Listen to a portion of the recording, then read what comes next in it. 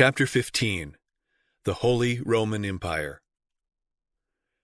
When thus it was with the branches, what else could be the tree at its root? Rome it was which, more than anything else, was the cause of the terrible condition of things amongst the nations. What, then, must have been Rome herself? Leo III was pope at the crowning of Charlemagne, and in that the re-establishment of the Western Empire. Thus, at the beginning of the 9th century, the Holy See found itself freed from the yoke of the Greek emperors, the exarchs of Ravenna, and the Lombard kings.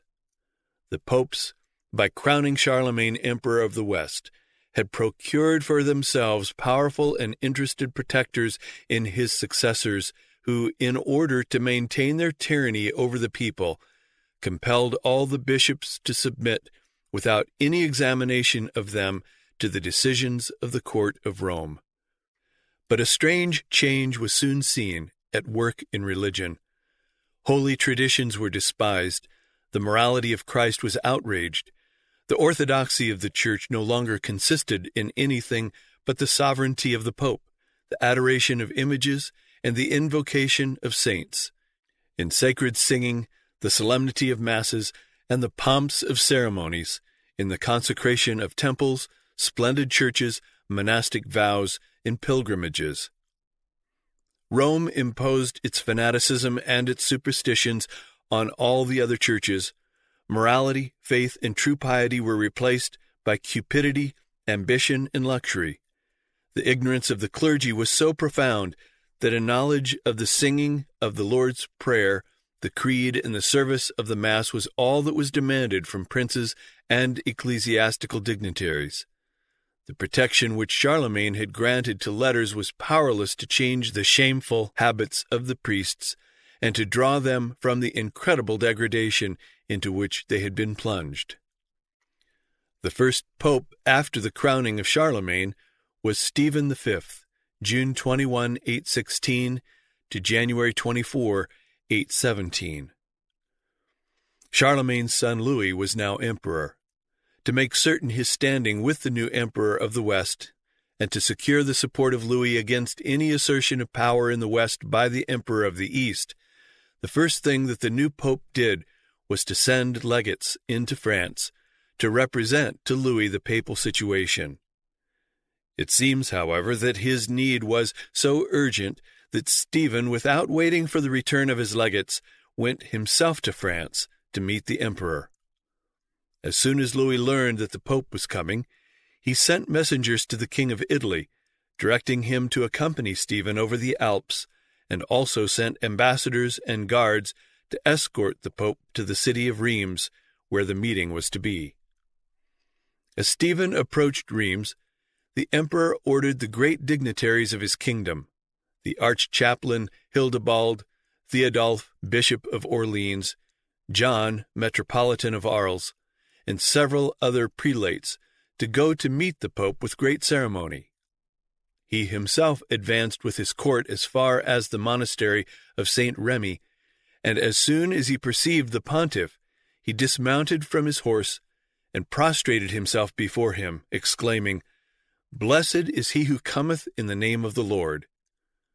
Stephen took him by the hand, replying, "Blessed be the Lord, who has caused us to see a second David." They then embraced and went to the metropolitan church, where they sang a Te Deum. Both prayed for a long time in silence. Finally, the pope rose and in a loud voice thundered forth canticles of gladness in honor of the King of France. The next day he sent to the queen and the great officers of the court the presents which he had brought from Rome, and the following Sunday, before celebrating divine service, he consecrated the emperor anew, placed on his head a crown of gold enriched with precious stones, and presented to him another destined for Ermengarde, whom he saluted with the name of Empress. During his sojourn at Rheims, Stephen passed all his days in conversing with Louis the Easy on the affairs of the Church, and obtained from him all he desired. He even induced him to place at liberty the murderers who had attempted the life of Leo III. Before the end of the year, Stephen returned to Italy, laden with honors and presents. He died January 22, 817, and was succeeded by Paschal, January 25, 817, to February 10, 824. Paschal did not wait for the arrival of the envoys of the emperor to witness his consecration. This brought a rebuke from the emperor. The pope laid the fault to the urging of the people. Louis then notified the citizens of Rome that they should be careful for the future how they wounded his imperial majesty, and that they must preserve more religiously the customs of their ancestors. But this easy prince soon repented that he had written so severely, and in order to atone for his fault, he renewed the treaty of alliance which confirmed to the Holy See the donations of Pepin and Charlemagne, his grandfather and father. He even augmented the domains of the Church and recognized the absolute sovereignty of the Pontiff over several patrimonies of Campania, Calabria, and the countries of Naples and Salerno, as well as the jurisdiction of the popes over the city and duchy of Rome, the islands of Corsica, Sardinia, and Sicily. The court of Rome thus became a formidable power, nor were the popes possessed only of immense revenues, but the sovereigns of the West placed armies under their command, ruined empires, exterminated people in the name of St. Peter, and sent the spoils of the vanquished to increase the wealth of the Roman clergy and to support the monks in idleness and debauchery. The pontiffs were no longer content to treat on equal terms with princes. They refused to receive their envoys and to open their messages. In the year 823, Lothair, the eldest son of the Emperor Louis, having come to Rome to be consecrated by the pontiff, was scandalized by all the disorders which existed in the Holy City, and particularly in the palace of the Pope, which resembled a lupanar in those evil cities destroyed in former times by fire from heaven. He addressed severe remonstrances to Paschal, and threatened him in the name of the emperor his father to hand over an examination of his actions to a council. The pontiff promised to amend his morals, but as soon as the young prince quitted Italy, he arrested Theodore, the primiciary of the Roman Church, and Leo, the nomenclator, two venerable priests whom he accused of having injured him to the young prince. He caused them to be conducted to the palace of the Lateran, and their eyes to be put out, and their tongues dragged out, in his own presence. He then handed them over to the executioner to be beheaded. When word of this reached the emperor, he sent to Rome 2 envoys to make inquiry concerning it. This inquiry, however, Paschal would forestall by sending 2 legates to the court of the emperor in France to beseech the monarch not to credit the calumnies which represented him as the author of a crime in which he had no participation. Nevertheless, the emperor sent his 2 commissioners to Rome with full powers to investigate the matter. As soon as they arrived in Rome, the Pope, with a company of his clergy, called on them and claimed the right to justify himself by oath in their presence and in the presence of a council.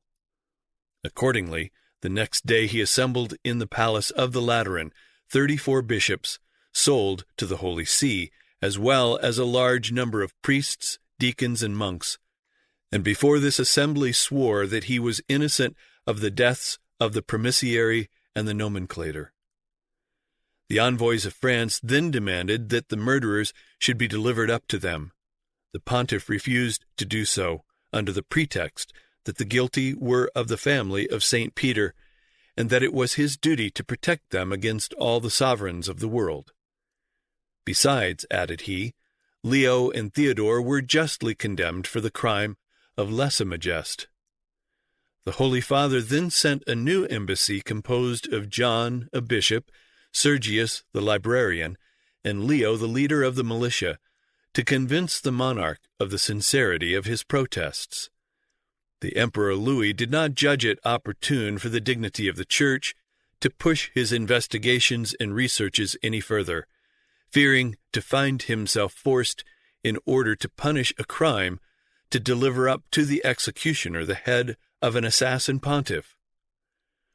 At the death of Paschal, May 11, 824, there were two rival factions at Rome, each of which set up a pope. The nobles, the magistrates, and the clergy chose a priest named Zezzinus. The populace were more powerful than the other party, and compelled Zezzinus to yield the place to their candidate, and so Eugenius II, February 14, 824 to August 27, 827, became pope. He immediately sent legates to the emperor in France, asking him to punish the opposing party for sedition. The emperor sent his son Lothair to deal with the matter. The prince, on his arrival in the Holy City, having caused it to be announced that he would hear all the complaints of citizens, entire families cast themselves at his feet, demanding justice against the Holy See, and Lothair was enabled to judge for himself how many unjust condemnations the unworthy predecessor of Eugenius had made for the sole purpose of seizing upon the riches of the people. He ordered the Holy Father to restore to families the lands and territories which had been unjustly confiscated, and in order to prevent new abuses, he published the following decree before the people, assembled in the Cathedral of St. Peter. It is prohibited under penalty of death to injure those who are placed under the special protection of the emperor. Pontiffs, dukes, and judges shall render to the people an equitable justice. No man, free or slave, shall impede the exercise of the right of election of the chiefs of the Church, which appertains to the Romans by the old concessions made to them by our fathers. We will that commissioners be appointed by the Pope to advise us each year in what manner justice has been rendered to the citizens, and how the present constitution should have been observed. We will also that it should be asked of the Romans under what law they wish to live, in order that they may be judged according to the law which they shall have adopted, which shall be granted to them by our imperial authority. Finally, we order all the dignitaries of the state to come into our presence, and to take to us the oath of fidelity in these terms: I swear to be faithful to the emperors Louis and Lothair, notwithstanding the fidelity I have promised to the Holy See, and I engage not to permit a pope to be uncanonically chosen, nor to be consecrated until he has renewed before the commissioners of the sovereigns the oath which is now framed by the pontiff actually reigning, Eugenius II. When Lothair returned to France, he found there ambassadors from the Emperor of the East, who had been sent to complain to him, as King of Italy, against the Pope for instigating priests and monks in the Eastern Empire, to take the crosses from the churches and replace them by images, to scratch the colors from the pictures, and to do a number of other things in the promotion of image worship in the dominions of the Eastern Empire. The French bishops asked of Eugenius authority to assemble a council in Gaul to examine the question of the images. Eugenius granted the request, and the emperor directed the bishops of Gaul to assemble at Paris, November 1st, 826. After an examination and discussion of the question, they addressed to the emperor a letter in which they said, Illustrious Emperor, your father, having read the proceedings of the Synod of Nice, found in them several condemnable things. He addressed judicious observations on them to the Pope Adrian, in order that the pontiff might censor by his authority the errors of his predecessors. But the latter, favoring those who sustained the superstition of the images, instead of obeying the orders of the prince, protected the image worshippers. Thus, notwithstanding the respect due to the Holy See, we are forced to recognize that in this grave question it is entirely in error, and that the explanations which it has given of the holy books are opposed to the truth and destructive of the purity of the faith. We know how much you will suffer at seeing that the Roman pontiffs, those powers of the earth, have wandered from the divine truth and have fallen into error. Still, we will not allow ourselves to be stopped by this consideration, since it concerns the salvation of our brethren. The disorders and debaucheries of the clergy in this age of darkness had entirely destroyed ecclesiastical discipline. The corruption of morals was frightful, especially in the convents of the monks and nuns. Eugenius II undertook to reform the abuses and convoked a synod of all the prelates of Italy. 60 bishops, 18 priests, and a great number of clerks and monks assembled by the orders of the Holy Father. This assembly brought together all the ablest prelates of Italy.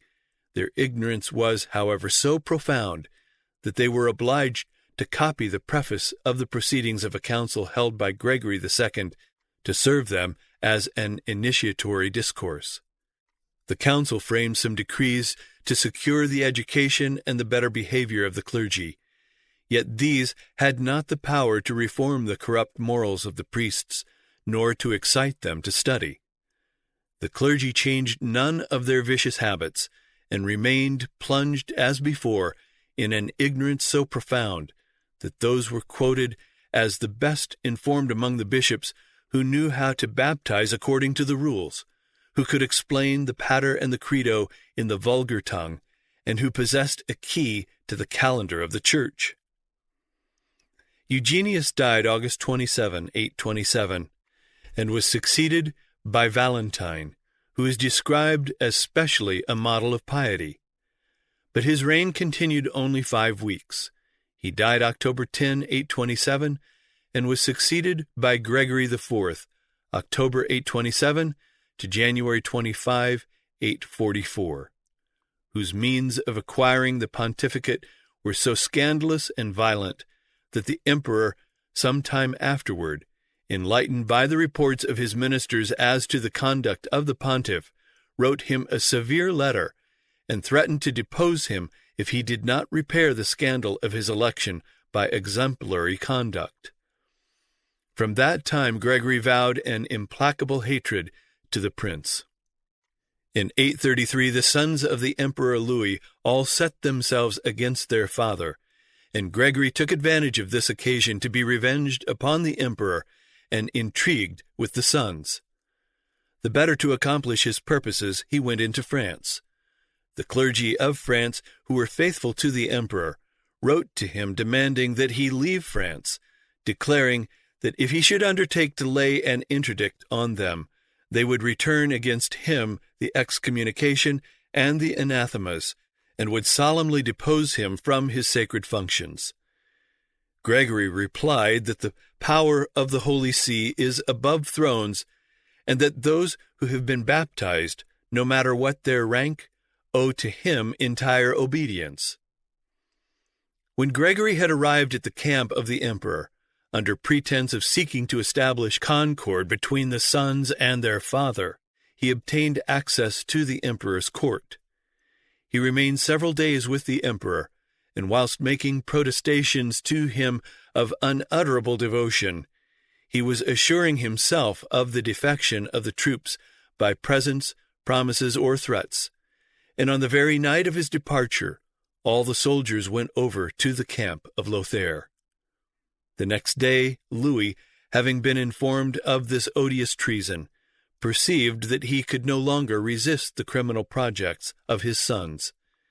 He called together the faithful servants who remained about his person, went to the camp of the princes, and delivered himself into their hands. The plain on which these events occurred lies between Basel and Strasbourg. Since that time it has been called the Plain of Falsehood, in remembrance of the infamy of the pontiff. The emperor was obliged to resign his imperial office and to make a public, enforced confession of a long list of sins and crimes written out for him. Having rehearsed this humiliating lesson, the emperor laid the parchment on the altar, was stripped of his military belt, which was likewise placed there, and having put off his worldly dress and assumed the garb of a penitent, was esteemed from that time incapacitated from all civil acts. The most memorable part of this memorable transaction is that it was arranged, conducted, accomplished in the presence and under the authority of the clergy. The permission of Lothair is slightly intimated, but the act was avowedly intended to display the strength of the ecclesiastical power, the punishment justly incurred by those who are disobedient to sacerdotal admonition. Thus the hierarchy assumed cognizance not over the religious delinquencies alone, but over the civil misconduct of the sovereign. They imposed an ecclesiastical penance, not solely for his asserted violated oaths before the altar, but for the ruin of the empire. The Emperor Louis, after all this, repented of his repentance, and was restored in full measure to his imperial office, which he held till his death, June 20, 840. But neither by the clergy nor by the Pope was there ever lost the memory of their humiliation of an emperor, and it was made the precedent and the basis of the assertion by the popes of later times of absolute authority, civil and ecclesiastical, over all powers of earth. Gregory died January 25, 844, and was succeeded by Sergius II, February 10, 844, to January 27, 847, who, amidst the usual rivalry and rioting, was placed on the papal throne. He likewise was consecrated without his election having first been confirmed by the emperor. Upon learning this, the Emperor Lothair appointed his son Louis king of Italy, and sent him to Rome to testify his discontent with the Holy See, and to prevent the future consecration of popes without his authority. When Louis had arrived at Rome, Sergius sent to meet him the magistrates of Rome, the children of the schools, the companies of the militia with their leaders, all thundering forth songs in honor of the young sovereign, and bearing crosses and banners at the head of the procession, as was practiced in the reception of the emperors. Thus he was escorted through the city to the church of St. Peter. On the porch of the church stood the Pontiff Sergius, surrounded by his clergy, and clothed with ornaments glittering with gold and precious stones. When the king had mounted the steps of the church, the two sovereigns embraced, and both entered the court of honor, holding each other by the hand. At a signal of the Holy Father, the inner gates, which were of massive silver, closed as if of their own accord. Then Sergius, turning toward the prince, said to him, "My lord, if you come hither with a sincere desire to contribute with all your efforts to the safety of the capital, state, and church, I will cause the sacred gates to open. But if not, you shall not enter the temple of the apostles." The king assured him that he had come with no evil intent. Immediately the doors swung open again, and the Pope conducted the king to the tomb of St. Peter, while the accompanying clergy sang, "Blessed is he who cometh in the name of the Lord." Still, notwithstanding the pacific assurances of the young monarch, the soldiers of his escort encamped around the city, had orders to ravage the country, to punish the Romans for having ordained a pope without waiting for the arrival of the commissioners of the emperor. The French prelates and lords even assembled to examine if the election of Sergius was regular, and if they should drive from the pontifical throne the audacious archpriest. This assembly, composed of 23 bishops and a great number of abbots and lords, was so indignant at the intrigues and machinations of the Holy Father that Angilbert, Metropolitan of Milan, loudly accused Sergius of having excited, by his ambition, all the disorders which desolated the Holy City, and declared that this separated himself from his communion. Viguier also affirms that during the reign of Sergius, the priests enjoyed every license. He adds, "The Pope had a brother named Benedict, a man of a brutal character, who seized upon the ecclesiastical and political administration of the city of Rome. By his avarice he introduced disorder everywhere, and wore out the people by his exactions. He publicly sold the bishoprics, and he who gave the highest price obtained the preference. He at last rendered the usage of simony so natural to the Italian clergy that there did not exist in this corrupt province a single bishop or priest, animated by laudable motives, who did not address complaints to the emperor to put an end to this abominable traffic. The divine providence, wearied by these abominations, sent the scourge of the pagans to revenge the crimes of the court of Rome. The Saracens, urged on by the hand of God, came even into the territory of the Church to put to death a great number of persons, and sacked villages and castles. Such was the frightful position of Rome 6 months after the enthronement of Sergius.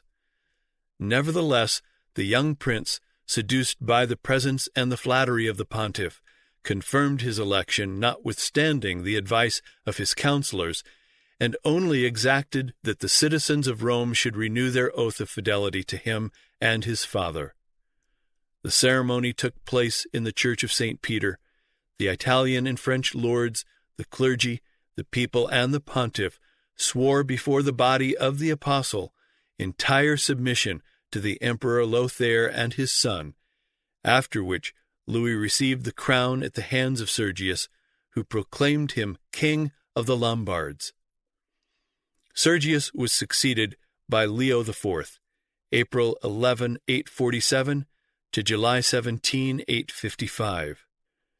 The invasion of the Saracens had become so threatening that the people thought they could not wait for the regular confirmation of the emperor, and again ordered a pope without it. However, with the declaration that they by no means intended to derogate from the just rights of the imperial crown. The time and efforts of Leo IV were mainly spent in restoring the churches of St. Peter and St. Paul, which had been rifled and damaged by the Saracens, and in fortifying the city against those invaders. The church of St. Peter he decorated with a cross of gold, with chalices and chandeliers of silver, with curtains and tapestries of precious stuffs. He placed in front of the confessional of the pretended sepulchre tables of gold, enriched with precious stones and adorned with paintings in enamel, representing his portrait and that of Lothair.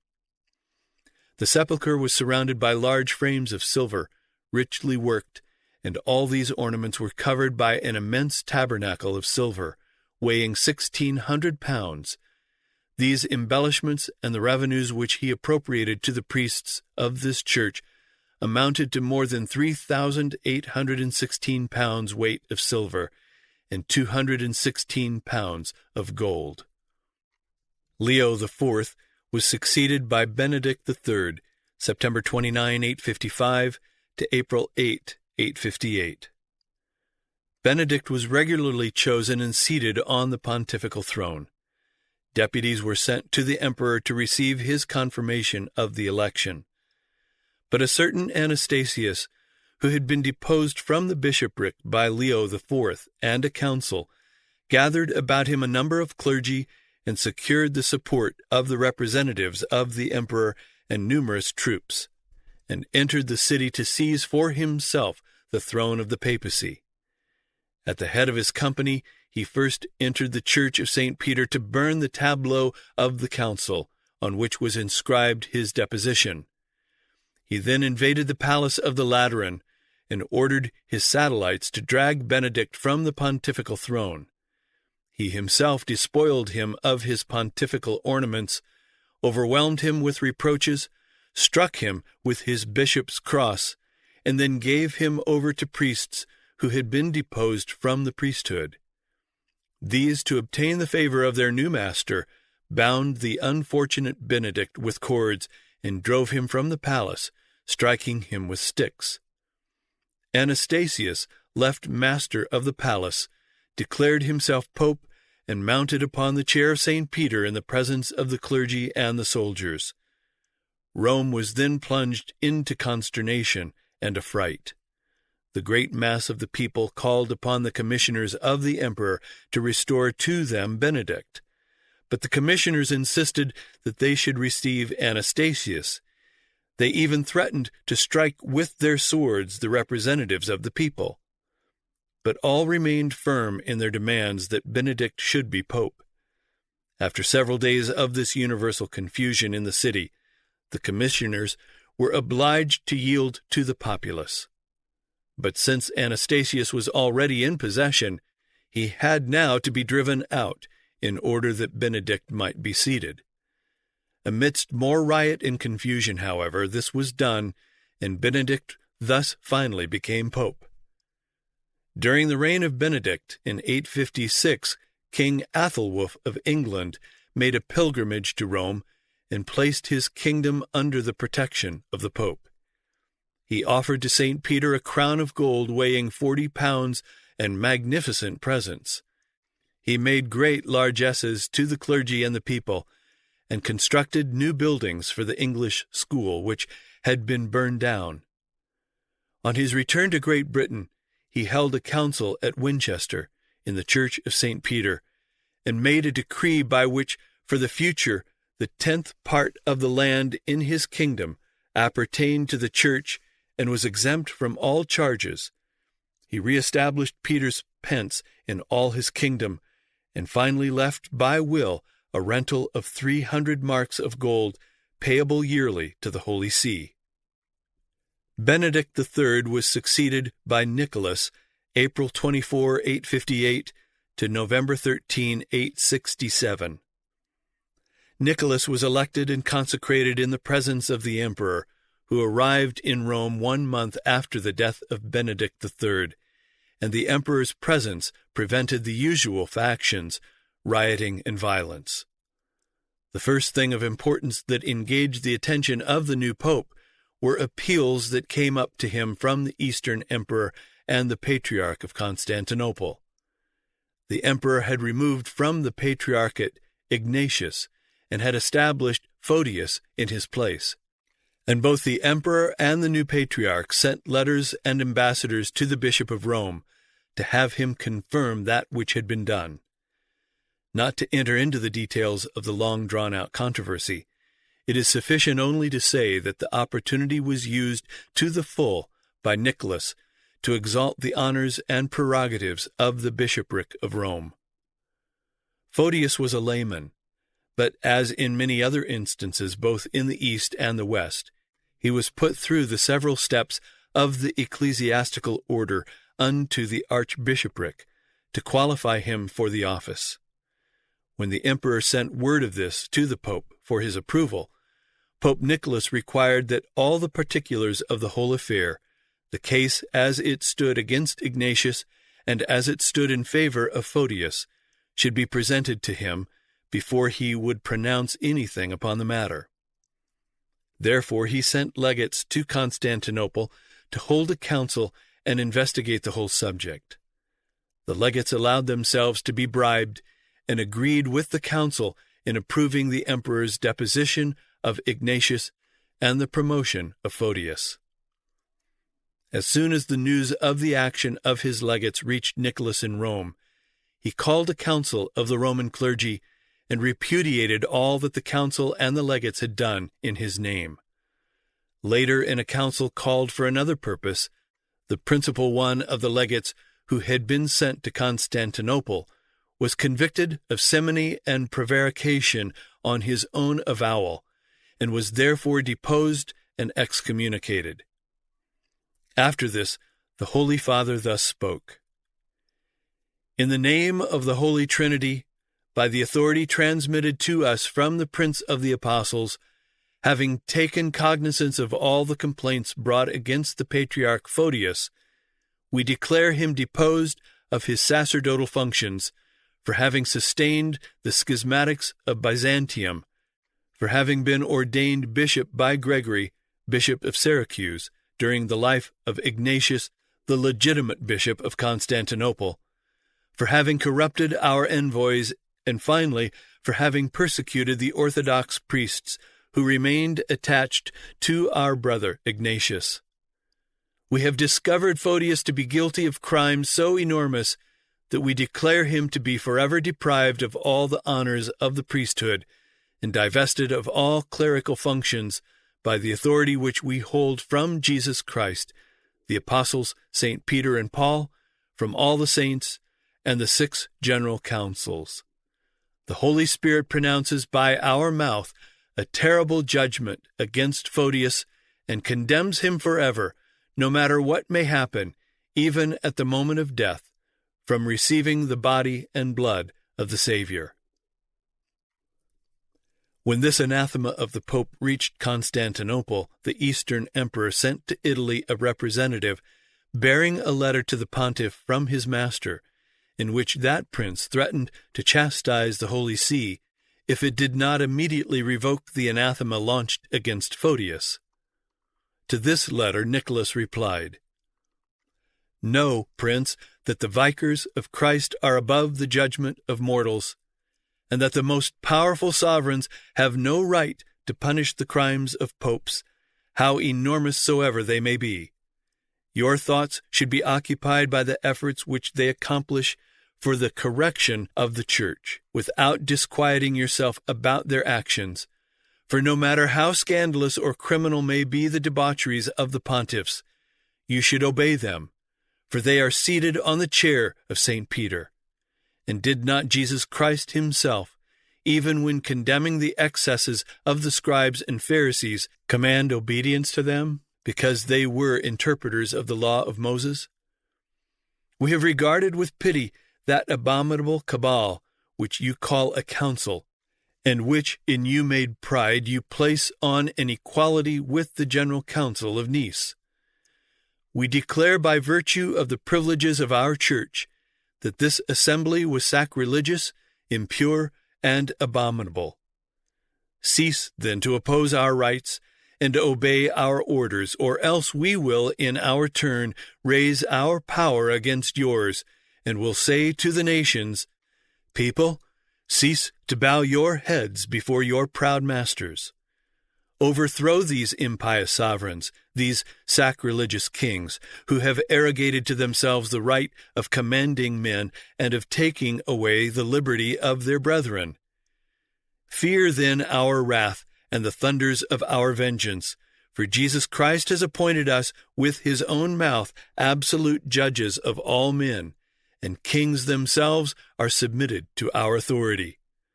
The power of the Church has been consecrated before your reign, and it will subsist after it. Do not hope to alarm us by your threats of ruining our cities and our fields. Your arms will be powerless, and your troops will fly before the forces of our allies. Many thousands come to Rome every year and place themselves devoutly under the protection of St. Peter. We have the power of summoning monks and even clergy from every part of the world. You, O Emperor, have no such power. You have nothing to do with monks, but humbly to entreat their prayers. In the exercise of his power over kings and their affairs, Nicholas had excommunicated Lothair, the king of Lorraine. The Archbishop of Cologne and his clergy had also incurred the displeasure of the Pope by resisting his arrogance. King Lothair sent a representative to Rome with overtures for peace. To his letters was attached an act of submission from the bishops of Lorraine. Nicholas replied to them in these terms: You affirm that you are submissive to your sovereign, in order to obey the words of the Apostle Peter, who said, Be subject to the prince, because he is above all mortals in this world. But you appear to forget that we, as the vicar of Christ, have the right to judge all men. Thus, before obeying kings, you owe obedience to us. And if we declare a monarch guilty, you should reject him from your communion until we pardon him. We alone have the power to bind and to loose, to absolve Nero and to condemn him, and Christians cannot, under penalty of excommunication, execute other judgment than ours, which alone is infallible. People are not the judges of their princes. They should obey without murmuring the most iniquitous orders. They should bow their foreheads under the chastisements which it pleases kings to inflict on them. For a sovereign can violate the fundamental laws of the state and seize upon the wealth of citizens by imposts or by confiscations. He can even dispose of their lives without any of his subjects having the right to address to him simple remonstrances. But if we declare a king heretical and sacrilegious, if we drive him from the church, clergy, and laity, whatever their rank, are freed from their oaths of fidelity, and may revolt against his power. Nicholas at the same time wrote to Charles the Bald to excite him against the king of Lorraine. You say, my lord, that you have induced Lothair to submit to our decision, and that he has replied to you that he would go to Rome to obtain our judgment upon his marriage. But are you not aware that he has himself already informed us of this design by his ambassadors, and that we have prohibited him from presenting himself before us in the state of sin in which he is? We have waited long enough for his conversion, deferring even unto this time from crushing him beneath our anathema, in order to avoid war and effusion of blood. A longer patience, however, will render us criminal in the eyes of Christ, and we order you, in the name of religion, to invade his states, burn his cities, and massacre his people, whom we render responsible for the resistance of their bad prince. The Bulgarian king Bagoras had lately become a Catholic, and he sent an embassy to the Pope in 866 with a list of 105 questions, asking for instruction concerning the new faith. Bagoras had undertaken to compel his people to adopt his new religion. This caused revolt, and in putting down the revolt, Bagoras had massacred a number of his nobles and even their innocent children. One of his questions to the Pope was whether in this he had sinned. In answer, Nicholas told him that he had undoubtedly sinned in putting the children to death, who had no share in the guilt of their fathers. But as for the rest of his conduct, Nicholas wrote thus: You advise us that you have caused your subjects to be baptized without their consent, and that you have exposed yourself to so violent a revolt as to have incurred the risk of your life. I glorify you for having maintained your authority by putting to death those wandering sheep who refused to enter the fold. And you not only have not sinned by showing a holy rigor, but I even congratulate you on having opened the kingdom of heaven to the people submitted to your rule. A king need not fear to command massacres when these will retain his subjects in obedience, or cause them to submit to the faith of Christ, and God will reward him in this world and in eternal life for these murders. You must feast on Sunday and not on Saturday. You should abstain from labor on the days of the festivals of the Holy Virgin, of the 12 apostles, the evangelists, St. John the Baptist, St. Stephen, the first martyr, and of the saints, whose memory is held in veneration in your country. On these days and during Lent, you should not administer judgment, and you should abstain from flesh during the fast of Lent, on Pentecost, on the Assumption of the Virgin, and on Christmas. You must also fast on Fridays and the eve of great feasts. On Wednesdays you may eat meat, and it is not necessary to deprive yourselves of baths on that day and on Fridays, as the Greeks recommend. You are at liberty to receive the communion daily in Lent, but you should not hunt, nor gamble, nor enter into light conversation, nor be present at the shows of jugglers during this season of penitence. You must not give feasts, nor assist at marriages, and married people should live in continence. We leave to the disposal of the priests the duty of imposing a penance on those who shall have yielded to the desires of the flesh. You may carry on war in Lent, but only to repel an enemy. You are at liberty to eat all kinds of animals without troubling yourself about the distinction of the old law, and laymen as well as clergy can bless the table before eating by making the sign of the cross. It is the custom of the Church not to eat before 9 o'clock in the morning, and a Christian should not touch game killed by a pagan. Before declaring war on your enemies, you should assist at the sacrifice of the Mass and make rich offerings to the churches, and we order you to take as your military ensign, instead of the horse's tail, which serves you for a standard, the cross of Jesus Christ. We also prohibit you from forming any alliance with the infidels, and when you conclude a peace in future, you will swear upon the evangelists and not upon the sword. Nicholas is very worthily classed with Leo I and Gregory I as deserving of the title of the Great, for never had the power of the clergy or the supremacy of Rome been asserted so distinctly, so inflexibly. The privileges of Rome were eternal, immutable, anterior to all synods or councils, derived from none, but granted directly by God himself. They might be assailed, but not transferred, torn off for a time, but not plucked up by the roots. An appeal was open to Rome from all the world. From her authority lay no appeal. He died November 13, 867, and was immediately succeeded by Hadrian II, December 13, 867 to November 26, 872, who also was consecrated and enthroned without the emperor's sanction.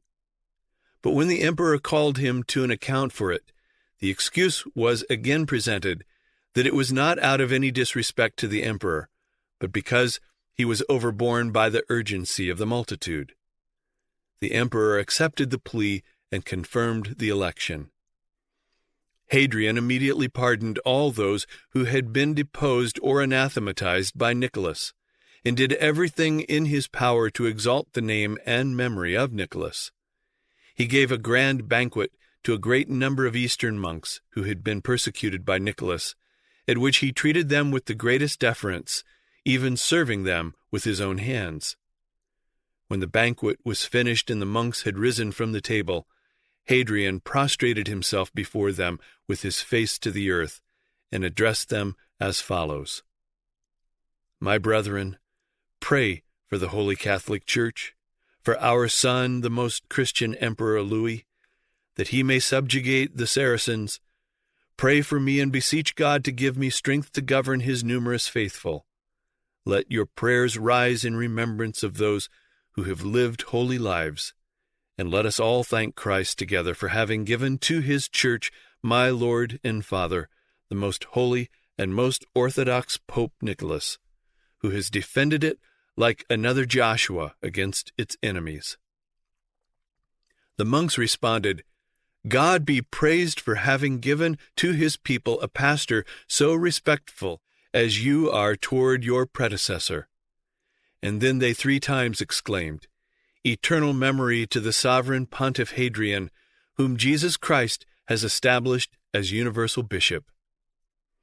Hadrian, seeing that they avoided saying anything in praise of Nicholas, checked them and said, My brethren, I beseech you in the name of Christ that your praises be addressed to the most holy Orthodox Nicholas. Established by God's sovereign Pontiff and universal Pope, glory to him, the new Elias, the new Phineas, worthy of an eternal priesthood, and peace and grace to his followers. This ascription the monks repeated 3 times after the Pope, and the assembly dispersed. Next, he wrote to the metropolitans of France as follows: We beseech you, my brethren, to re-establish the name of Pope Nicholas in the books and sacred writings of your churches, to name him in the Mass, and to order the bishops to conform to our decision on this subject. We exhort you to resist with firmness the Greek princes who undertake to accuse his memory or reject his decrees. Still, we do not wish to be inflexible toward those whom he has condemned, if they will implore our mercy and consent not to justify themselves by accusing that great Pope, who is now before God, and whom no one dared to attack whilst living. We then vigilant and courageous, and instruct the prelates beyond the Alps, that if they reject the decrees of a pontiff, they will destroy the supreme authority of the ministers of the Church. All should fear lest their ordinances be despised when they have attained the power which rules kings. In the year 869, King Lothair died, leaving no children that could inherit his dominion. His brother, the Emperor Louis, was therefore the rightful heir to the kingdom of Lorraine. But for fear of Charles the Bald, Louis would not enter his claim until he had enlisted in his interests the Pope. Hadrian wrote to the lords and prelates of the kingdom of Lorraine, commanding them to recognize the Emperor Louis as the legitimate heir of the kingdom, and to yield neither to promises nor threats from any other claimant. He also sent letters to the metropolitans, dukes, and counts of the kingdom of Charles the Bald, containing threats of excommunication against those who did not arrange themselves on the side of the emperor, and recalled to the recollection of the French the solemn oaths by which the grandchildren of Charlemagne had bound themselves to observe religiously the agreements which had governed the division between them and their nephews, and added, "Know, bishops, lords, and citizens, that whosoever among you shall oppose himself to the pretensions of Louis, whom we declare sovereign of Lorraine, shall be struck by the arms which God has placed in our hands for the defense of this prince." The Pope's commands, however, arrived too late to be of any warning, because at the first news of the death of Lothair, Charles the Bald had entered the kingdom, and at Metz was already crowned king of Lorraine. When the Pope learned of this, he immediately wrote to Charles the Bald that what he had done was an insult to the authority of the Pope, accused him of having treated with contempt the Pope's legates instead of prostrating himself at their feet as other sovereigns had done, and closed thus: "Impious king, we order thee to retire from the kingdom of Lorraine, and to surrender it to the Emperor Louis. If thou refusest submission to our will, ourselves go into France to excommunicate thee and drive thee from thy wicked throne." At the same time he wrote to the Archbishop of Reims, reproving him for not having turned aside the king from his projects of usurpation, and reproached him with having rendered himself guilty, through his weakness, of being a criminal accomplice in the rebellion of the monarch.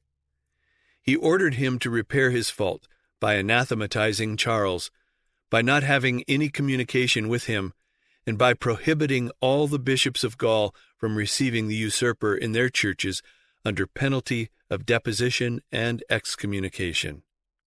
At the same time, he gave secret instruction to his legates to incite the son of Charles to revolt against his father. This they did, but Charles, learning of it, caused his son's eyes to be put out with hot lead, because he considered death too light a penalty. The Pope then sent an abusive letter condemning Charles for this ill treatment of his son, and ordering the king to re-establish the son in his property, his honors, and his dignities, until the time in which our legate shall go into thy accursed kingdom, to take, in behalf of this unfortunate, the measures which we shall judge proper. In the meantime, whatever may be the enterprises of Carloman against thee, we prohibit thy lords from taking arms in thy defense, and we enjoin on the bishops not to obey thy orders, under penalty of excommunication and eternal damnation. For God wills that division shall reign between the Father and the Son, to punish thee for the usurpation of the kingdoms of Lorraine and Burgundy." In reply to the letter which the Pope had sent to the clergy in the dominions involved in this quarrel, the Archbishop of Reims, in behalf of himself and them, wrote as follows: "When we exhort the people to dread the power of Rome, to submit to the Pontiff, and to send their wealth to the sepulchre of the Apostle in order to obtain the protection of God, they reply to us, 'Defend then by your thunders the state against the Normans who wish to invade it. Let the Holy See no more implore the succor of our arms to protect it. If the Pope wishes to preserve the aid of our people, let him no more seek to dispose of thrones, and say to him that he cannot be at once king and priest, that he cannot impose on us a monarch, nor pretend to subjugate us who are Franks, for we will never support the yoke of the slavery of princes or popes, and will follow the precepts of Scripture, combating without ceasing for liberty, the only heritage which Christ left to the nations when dying on the cross. If the Holy Father excommunicates Christians who refuse to cringe blindly beneath his authority, he unworthily abuses the apostolic power, and his anathemas have no power in heaven, for God, who is just, has refused to him the power of disposing of temporal kingdoms. I have done my best to lead our prelates into sentiments more comfortable to your wishes, but all my words have been useless. I ought not then to be separated from your communion for the sins of others. Your legates are my witnesses, that in the execution of your orders I have resisted the lords and the king, until they have threatened me, that if I persisted in defending you, they would make me sing alone before the altar of my church, and would take from me all power over the property and persons of my diocese. Threats more terrible still have been made against you, which they will not fail to execute if God permits. Thus I declare to you, after having had sad experience, that neither your anathemas nor your thunders will prevent our monarch and his lords from keeping Lorraine, on which they have seized. As for King Charles, he replied to the Pope as follows. In your letter concerning Hincmar of Laon, you write to us thus: We will and command by our apostolic authority Hincmar of Laon to be sent to us. Did any of your predecessors ever write in the like style to any of ours? Do you not thereby banish Christian simplicity and humility from the Church, and introduce worldly pride and ambition in their room? I wrote to you formerly, and now write to you again lest you forget it, that we kings of the Franks, come of royal race, are not the vicegerents of bishops, but lords and masters of the world. We therefore entreat you never more to write such letters to us, or to the bishops and lords of our kingdoms, that we may not be obliged to treat with contempt both the letters and the bearers. We are willing to embrace what is approved by the Holy See, when what the Holy See approves is agreeable to Scripture, to tradition, and to the laws of the Church. If it interferes with them, know that we are not to be frightened into it with menaces of excommunication and anathemas. These bold words of both the bishops and the king had a wonderfully subduing effect upon the loftiness of the Pope, for he immediately wrote to the king as follows: Prince Charles, we have been apprised by virtuous persons that you are the most zealous protector of churches in the world, that there exists not in your immense kingdom any bishopric or monastery on which you have not heaped wealth, and we know that you honor the see of St. Peter, and that you desire to spread your liberality on his vicar and to defend him against all his enemies. We consequently retract our former decisions, recognizing that you have acted with justice in punishing a guilty son and a prelatical debauchee, and in causing yourself to be declared sovereign of Lorraine and Burgundy. We renew to you the assurance that we, the clergy, the people, and the nobility of Rome, wait with impatience for the day on which you shall be declared king, patrician, emperor, and defender of the Church. We, however, beseech you to keep this letter a secret from your nephew Louis. These latter letters were written in 871, and Hadrian II died November 26, 872, and was succeeded by John VIII, December 14, 872, to December 14, 882. And the emperor, happening at that time to be in Italy, his deputies were present at the consecration of the new pope. August 13 or 14, 875, the Emperor Louis died in Milan, and immediately upon learning of it, the Pope sent a pompous embassy to Charles the Bald, inviting him to come to Rome to receive the imperial